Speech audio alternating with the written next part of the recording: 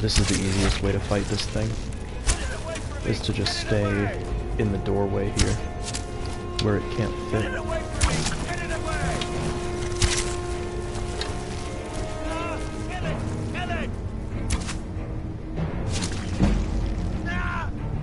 Alright, that takes care of that.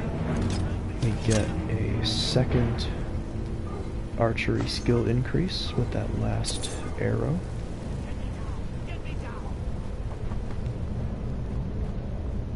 Don't leave me for RK's sake. You, over here. You did it, you killed it. Now cut me down before anything else shows up. Is this guy always a dark elf? I guess he is. I never really thought about it before. Where's the golden claw? Yes, the claw. I know how it works. The claw, the markings, the door in the Hall of Stories. I know how they all fit together. Help me down and I'll show you. You won't believe the power the Nords have hidden there. Fine. Let me see if I can cut you down. Sweet breath of RK, thank you. Not sure how this would work with a mace. It's coming loose. I can feel it. Just do that, and... Wow, that uses a ton of stamina.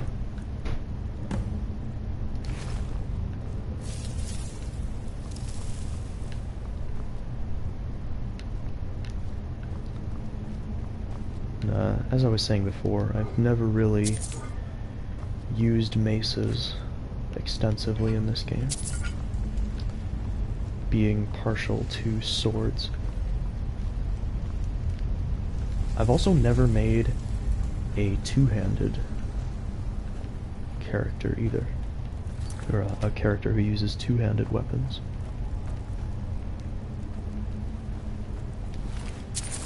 So I'm sure I will do that at some point.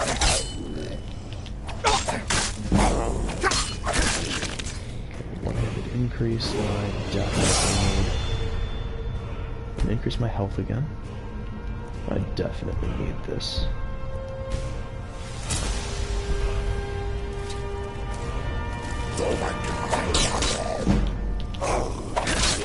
Yeah, so now two of the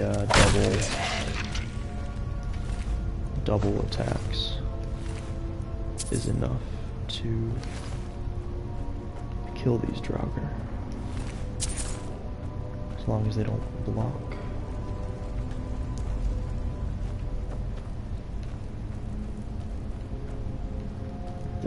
Obviously you do not want to step on that pressure plate, or this lattice will swing around and hit you in the face and ruin your day.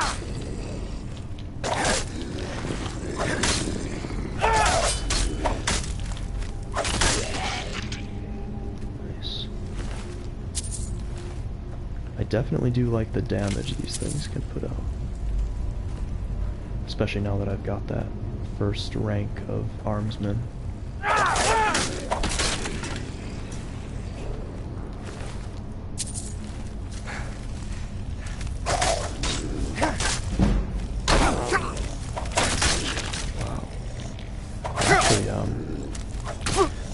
The reason that I'm getting so many skill increases, this does 9 damage, my hunting bow does 8. I'll just hang on to the hunting bow. The reason that I'm getting that my skill is going up so fast is because I am doing a lot of damage with these maces, and especially with the double attacks and the power attacks, because the experience that you gain from using skills in this game, or at least combat skills, is based on the amount of damage that you do. Oh, there's a chest up here. I forgot all about it. And this will be good for a lockpicking increase. Nice, we got some useful stuff. Some gold and a potion. I'll have to remember that for future playthroughs.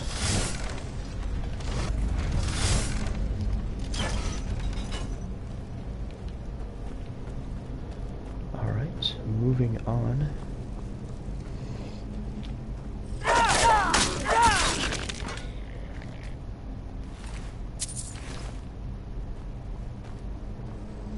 Can you hit this with a... Oh, you sure can. Took a little bit of damage there myself, but...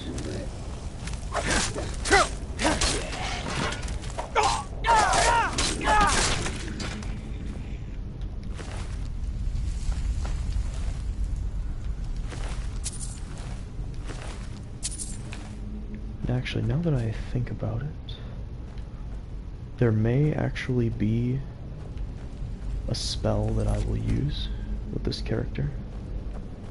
That being the transmute alteration spell.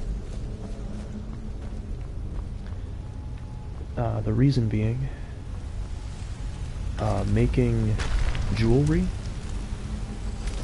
is a really good way to increase your smithing pretty quickly. If you guys are longtime fans of Skyrim, if you have played yourself or done any amount of research into leveling strategies or anything like that, what you used to be able to do, and this was a long time ago during the original release of the game, before they adjusted it, what you used to do to max out your smithing was just make iron daggers over and over and over and over and over. But they actually, in one of the updates to the original game, they actually adjusted some things which made that strategy no longer viable. So now what you want to do is make jewelry until you can make dwarven bows. At least that's what I hear. Is that you just want to keep on making dwarven bows to increase your smithing quickly. But I don't think that is going to work for me, because I will not be going through the heavy branch of the smithing tree. Since I'm going to be using light armor, I will be going this way through Elven, Advanced, Glass, and Dragon armor. I'm trying to think, is that more efficient to get to Dragon? Let's see, 1, 2, 3, 4. 1, 2, 3, 4. Yeah, the light armor side, the left side of the tree, is the faster way to get to dragon smithing.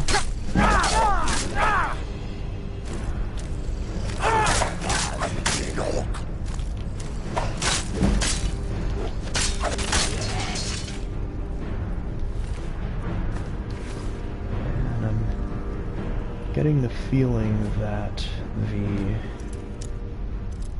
Draugr Overlord at the end of this dungeon is going to be quite the challenge.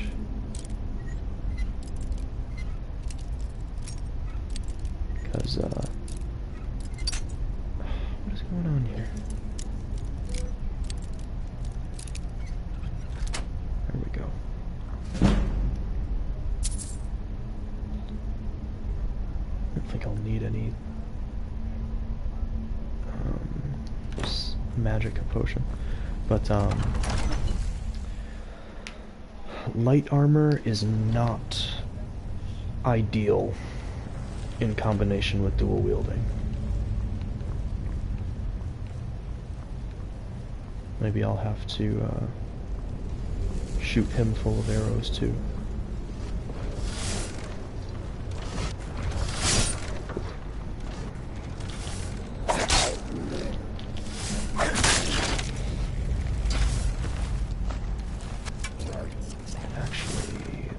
usually... yeah. That will be useful during that fight, because he does tend to use the Frostbite spell, I'm pretty sure.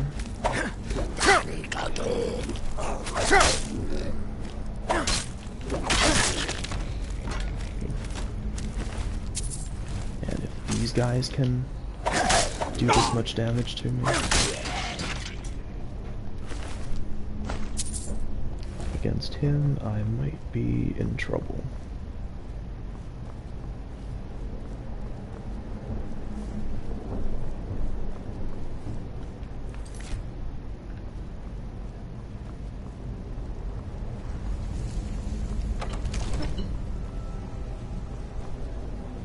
And I also don't have the stamina to stagger lock him.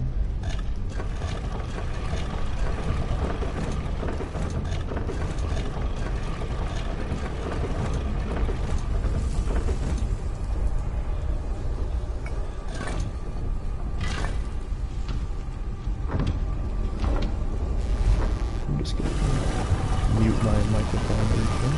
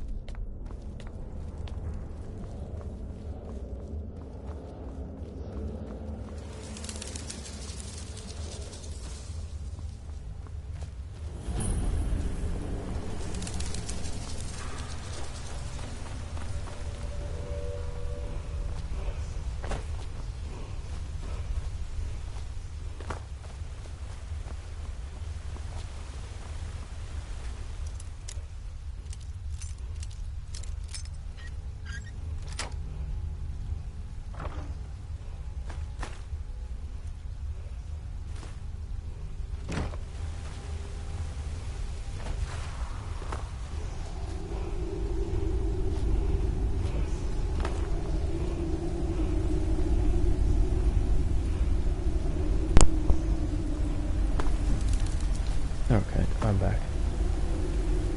It's just that there was some foot traffic through the basement.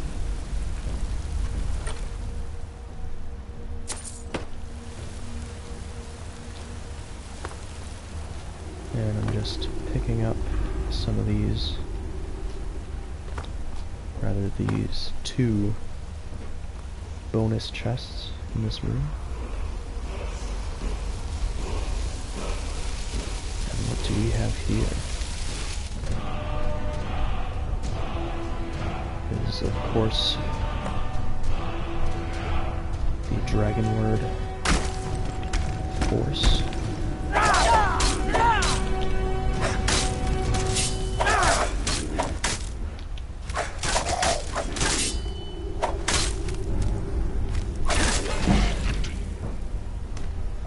Okay then. Remember what I said about that guy being a challenge? So much for that, I guess. Ooh, an orcish mace.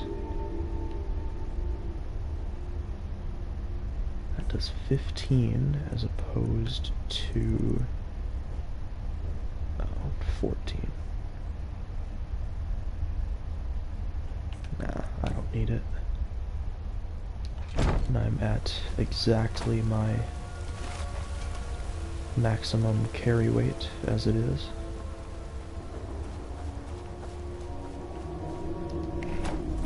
Because another thing you'll notice if you use a lot of smithing is that there's actually not that much difference between weapons in terms of damage.